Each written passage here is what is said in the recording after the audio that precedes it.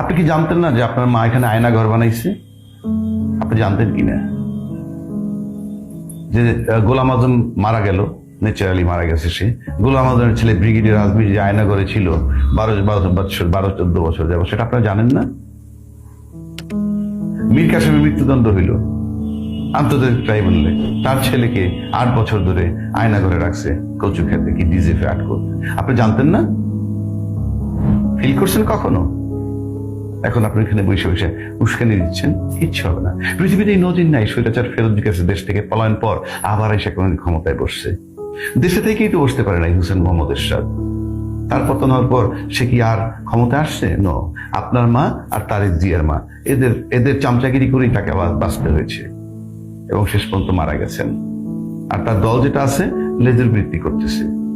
বাংলাদেশের রাজনীতিতে কোনো অস্তিত্ব নাই যাদের।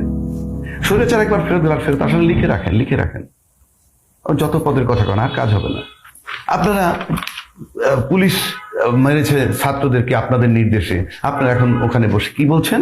আমার মা ছাত্রদেরকে মারতে বলেনি, এটা উৎসাহী পুলিশে মেরেছে এবং এটার দায় দায়িত্ব তাদের। আপনি বুঝতে পারতেছেন কি বলতেছেন? বাংলাদেশের পুলিশ, বাংলাদেশের কেউ আপনাকে রিসিভ করবে? পাশাপাশি এটা লক্ষ্য করছেন, আপনার মায়ের ইচ্ছা যদি না হইতো তাহলে আপনার মায়ের পলাতকের সাথে সাথে পুলিশ ডিপার্টমেন্ট খালি হয়ে গেল, বিচারপতিরা সব ইনঅ্যাক্টিভ হয়ে গেল। কারণ দুইটা জিনিসই ব্যবহার করছেন আপনার মা খুব সুন্দরভাবে। পুলিশ কাস্টডিতে পাঠিয়েছে, কোর্ট জামিন দেয়নি, সেই বিচারপতিগণ পলাতক, পুলিশ সহ পলাতক। অর্থাৎ আপনার মায়ের যে দোসর ছিলেন এরা, মানে স্বৈরাচার হিসেবে তাদের দোসর ছিলেন, এটা পরিষ্কার। কথা বললেন না, পৃথিবীর কেউ কাক পক্ষে শিয়াল কুত্তা কেউ আপনাদের কথা বিশ্বাস করবে না, আননেসেসারি। চুপচাপ থাকেন, পরিবেশ ভালো হলে আবার রাজনীতি করবেন।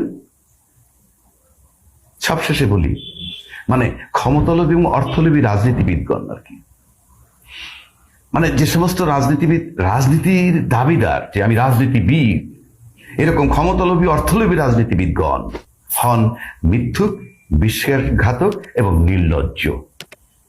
আপনারা তার প্রমাণ।